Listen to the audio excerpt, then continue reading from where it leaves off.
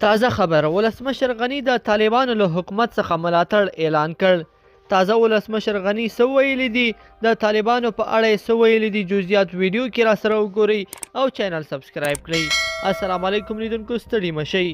پخوانی ولسمشر محمد اشرف غنی په خپل تازه پیغام کې ویلي، غلام محمد اسحاقزی نن ورځ په داسې حال کې د ملګرو ملتونو غونډې ته وینا کوي چې تر شا یې هیڅ حکومت او ولسي ملاتړ شتون نه لري.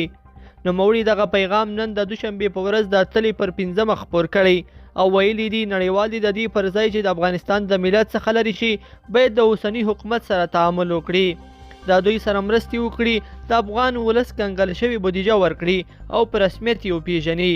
ولسمشر غنی زیاته کړي د یو تریخ حقیقت دی چې موږ او زموږ پخوانی کابینه په افغانستان کې یو سلنه واک هم نه لري، خو الله هم په نړۍ کې ځینو هیوادونو پخوانی سفیران او استازي د خپل موخه او په هیواد کې د نوي بحران د رامنځته کولو لپاره هڅوي او نړیوالو غونډو ته یې رابولي چې په دې ډول د هیڅ قانون له مخې دوی د افغان ولس او حاکم حکومت استازیتوب نشي کولی.